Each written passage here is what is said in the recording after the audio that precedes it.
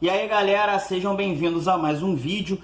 E nesse vídeo, esse vídeo eu vou ter que fazer lavando louça, porque a minha esposa foi na rua comprar as coisas para o restaurante e ela disse que se ela voltar e essa louça não estiver limpa, eu vou mostrar aqui para vocês quanto de louça que tem. Ela disse que eu vou ser um homem morto. E como eu sou investidor de longo prazo, eu preciso sobreviver para poder aproveitar os frutos do meu investimento. Então, eu não sei se o áudio vai ficar bom ou se não vai ficar. Se ele ficar, aí eu posto o vídeo. Se ele não ficar, aí eu cago e jogo ele pra lixeira. E depois eu faço um mais bonitinho pra vocês. Mas o que a gente vai falar hoje? Então, eu vou falar sobre empresas. Eu vou falar sobre a Fleury, principalmente. E para quem não sabe, Fleury, ela é uma empresa de medicina diagnóstica. E não só medicina diagnóstica, né? Ela também faz prestação de serviço, consultoria especializada e por aí vai. E ontem eu nem estava estudando ela, né? Eu estava estudando outras empresas. Só que me bateu a curiosidade de verificar como é que estava a evolução da cotação das empresas, né? E todo mundo aqui na página já sabe que a minha metodologia de aporte, eu busco a empresa que mais está descontada nesse ano, né? Então que mais caiu no ano em questão, nesse caso no ano de 2020. Só que me bateu a curiosidade de ver as empresas que caíram mais nos últimos 5 anos. E aí quando eu fui dar uma olhada lá no Trademap, inclusive se você não tem esse aplicativo, ele é muito interessante, porque você pode montar a sua carteira lá e fazer diversas outras coisas. É só baixar o aplicativo, eu já falei dele aqui outras vezes, mas ele realmente é muito interessante e vale a pena você baixar.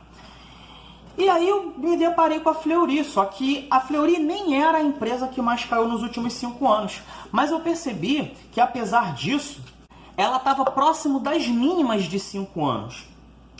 Só que aí quando eu fui avaliar o que estava acontecendo, como é que estavam os fundamentos da empresa, eu percebi o seguinte: e como que estavam os indicadores de Fleury lá em 2016 e como é que ele estava lá no final de 2021, que são os balanços que saem agora, esses balanços de quarto trimestre, eles já pegam o anual referidos ali a 2021.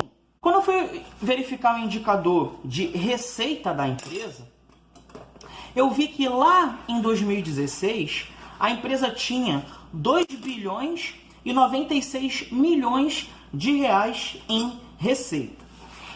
E no fechamento aí de 2021, ela bateu 3 bilhões 873 milhões. Então ali mais do que 50, ali 60, 70% a mais de receita que está entrando na empresa nesses últimos 5 anos. Verificando o EBITDA, eu vi que lá em 2016, o EBITDA da empresa, que é o lucro operacional, era de 483 milhões de reais. E agora no fechamento de 2021, ele bateu 1 bilhão e 56 milhões de reais. E aí um crescimento de mais que o dobro, né, de EBITDA, mais que o dobro do EBITDA que ela tinha há 5 anos atrás. E por último, eu fui dar uma olhada no lucro da empresa, né, que é o dinheirinho ali que pertence de fato aos acionistas.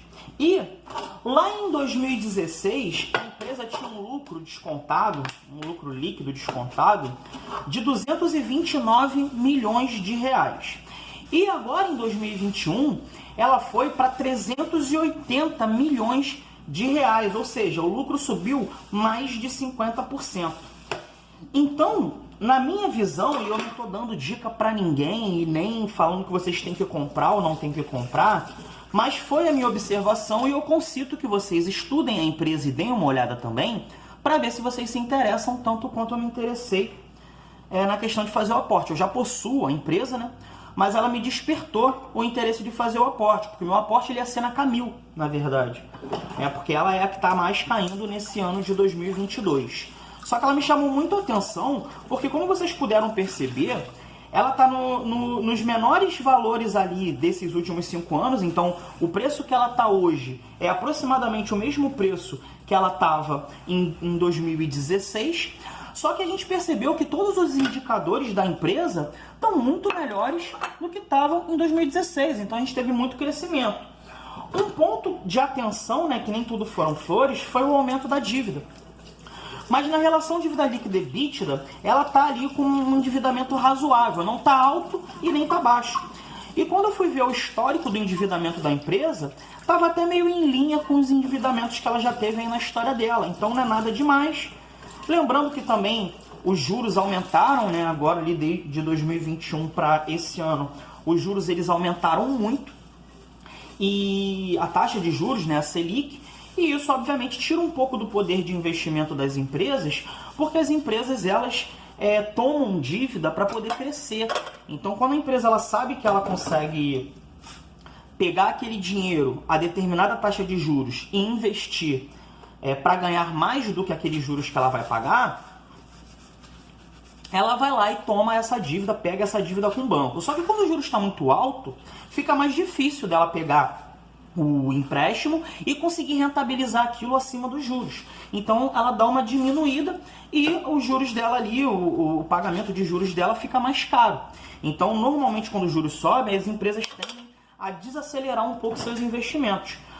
Só que apesar disso, como a gente pode perceber, a empresa está mais valiosa do que em 2016. E na minha opinião, minha humilde opinião, esse preço que ela está sendo negociada é um preço excelente. Então ela está num preço de 2016, só que valendo muito mais do que naquela época.